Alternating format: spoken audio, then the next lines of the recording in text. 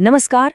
आज हम एक ऐसे समझौते की बात करने वाले हैं जिसे बनने में आप यकीन नहीं करेंगे, पूरे 2 दशक लग गए। जी हाँ, ये है भारत और यूरोपियन यूनियन के बीच हुई वो डील जो शायद ग्लोबल ट्रेड का नक्शा ही बदल दे। तो चलिए इसको थोड़ा और करीब से जानते हैं कि ये इतनी बड़ी बात आखिर है क्यों।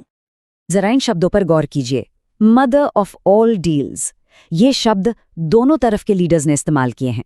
ये कोई मामूली ट्रेड एग्रीमेंट नहीं है, बल्कि साझा समृद्धि का, एक साथ आगे बढ़ने का एक नया ब्लूप्रिंट है। और सच कहूं तो सिर्फ ये भाषा ही बता देती है कि ये मामला कितना बड़ा और कितना अहम है। और इसके साइज की बात करें तो ये सच में हैरान करने वाला है। ये डील करीब करीब 2 अरब लोगों को एक साथ एक फ्री ट्रेड जोन में ले आती है। जरा सोचिए इस नंबर के बारे में। दुनिया की इतनी बड़ी आबादी अब एक तरह से एक ही आर्थिक छत के नीचे आ जाएगी। और बात सिर्फ लोगों की नहीं है, पैसे की भी है। जब ये दोनों ताकतें एक साथ आती हैं तो ये मिलकर दुनिया की पूरी जीडीपी का 1/4 यानी 25% हिस्सा बन जाती हैं। मतलब दुनिया की कुल इकोनॉमी का 1/4 हिस्सा। और इसका असर सिर्फ भारत और ईयू तक ही नहीं रहने वाला। इस समझौते का सीधा असर दुनिया के कुल व्यापार के लगभग 1/3 हिस्से पर पड़ेगा।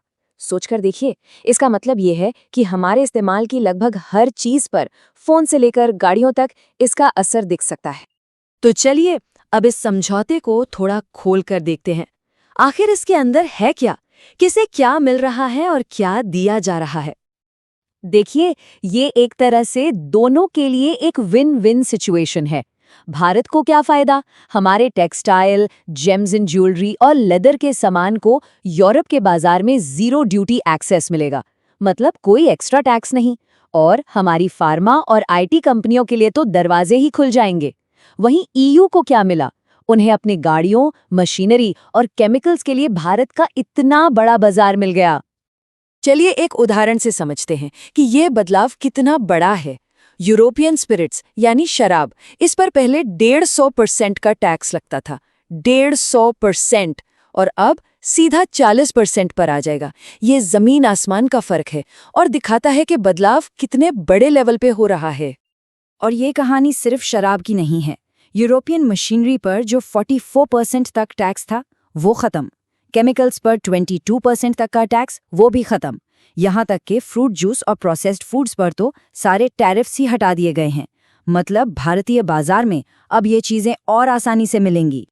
लेकिन एक बहुत जरूरी बात, हर चीज इस डील में शामिल नहीं है। कुछ बहुत ही संवेदनशील सेक्टर जैसे कि खेती-बाड़ी, डेयरी और अनाज को इससे बिल्कुल अलग रखा गया है। और इसका कारण साफ है, अपने घरेलू उद्योगों और खासकर किसानों को प्रोटेक्ट करना, क्योंकि एग्रीकल्चर दोनों ही तरफ एक बहुत ही सेंसिटिव मुद्दा है। तो अब सवाल ये उठता है कि अगर ये डील इतनी अच्छी है तो इसे होने में 20 साल क्यों लग गए। 2007 में शुरू हुई बात अब जाकर फाइनल हुई है। चलिए इस लंबे सफर पर एक नजर डालते हैं। देखिए, ये सफर काफी उतार चढ़ाव वाला रहा है। 2007 में बातचीत शुरू हुई, फिर 2013 में कुछ मुद्दों पर सहमति नहीं बन पाई और बातचीत बंद हो गई, बिल्कुल ठप। फिर लगभग 10 साल के गैप के बाद 2022 में बातचीत फिर से शुरू हुई और अब 2026 में जाकर ये डील आखिरकार पक्की हो गई है। तो सवाल वही है, आखिर ऐसा क्या बदल गया कि जो डील सालों से रुकी हुई थी वो अचानक इतनी जरूरी हो गई। इसका जवाब पिछले कुछ सालों की दुनिया में छिपा है। सोचिए, कोविड आया, सप्लाई चेन्स टूट गई, देशों के बीच तनाव बढ़ने लगा, ट्रेड को एक हथियार की तरह इस्तेमाल किया जाने लगा। ऐसे माहौल में भारत और ईयू दोनों को एक भरोसेमंद साथी की जरूरत महसूस हुई और बस इसी जरूरत ने इस रुकी हुई डील को हकीकत में बदल दिया। लेकिन जैसा मैंने पहले कहा, ये डील सिर्फ इंपोर्ट एक्सपोर्ट और पैसों की नहीं है, ये उससे कहीं ज्यादा गहरी है।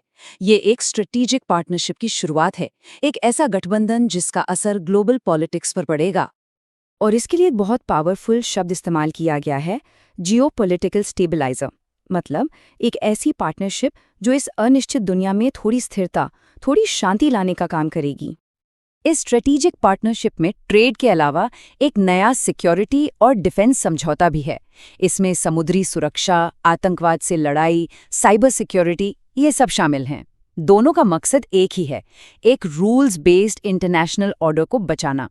और साथ ही सप्लाई चेन्स को इतना मजबूत करना कि किसी एक देश पर निर्भर न रहना पड़े।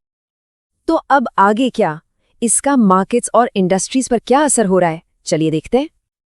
मार्केट का रिएक्शन कह सकते हैं मिला जुला है। फार्मा, टेक्सटाइल, आईटी जैसे सेक्टर्स में काफी उत्साह है। क्यों? क्योंकि उनके लिए यूरोप का इतना बड़ा बाजार खुल रहा है। लेकिन हाँ, ऑटोमोबाइल सेक्टर थोड़ा टेंशन में है। उन्हें यूरोपियन गाड़ियों से कंपटीशन का डर है।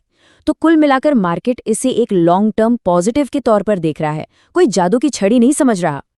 तो आखिरी सवाल, ये डील आखिर है क्या? ग्लोबल ट्रेड का एक नया ब्लूप्रिंट या इस अनिश्चित दुनिया में एक सुरक्षा कवच? सच पूछिए तो ये दोनों है।